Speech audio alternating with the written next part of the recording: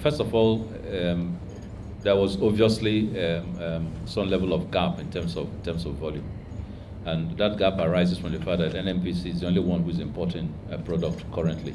Most of the people who were expected in private sector to import product were not able to bring in products, and some of them have pushed back on the days they're able to bring products into January, and so you have NNPC rapidly trying to fill up the product requirement to 100% capacity basis. Now, luckily, there was enough, some good storage, which they're releasing right now. They're also taking emergency steps to try and fill whatever gap that they see in the December period. Post January, not so much of an issue because most of the deliveries expected should be coming in. I understand, in fact, for December, we're looking at about four cargoes coming in over the next few days, but cumulatively close to about 20 to 30 cargoes. So it's a timing issue.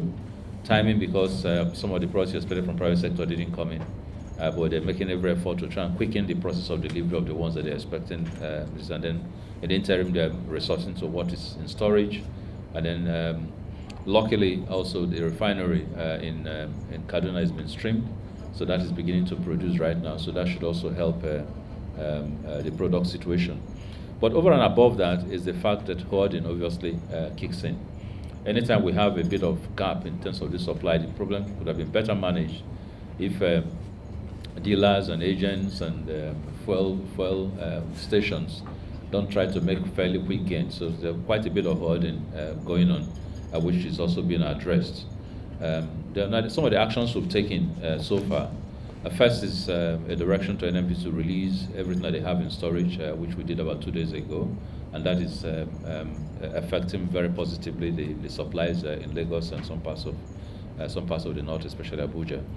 So the second is to also look for emergency supplies wherever they can find them and fill up the gap pending the arrival of their own vessels. The third, obviously, is also an instruction to track the delivery times for their own vessels to make sure that they're able to keep to some of the timelines that they promised. And if there are going to be delays, then we need to address those.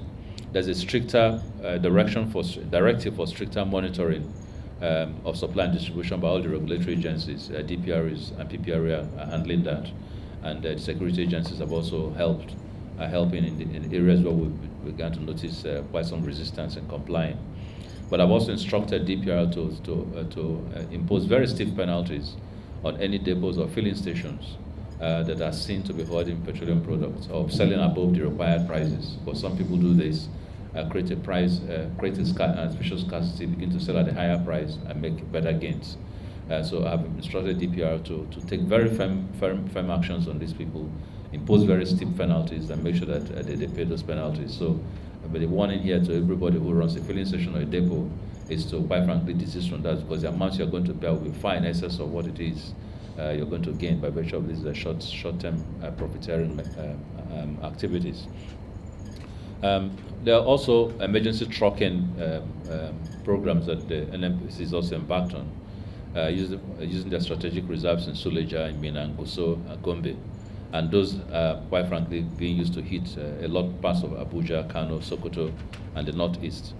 Then, of course, like I said, the instructions to, on a premium basis, purchase emergency products to fill the short-term gap before some of the vessels begin to get here. Now, additionally, Port Harcourt is also streaming.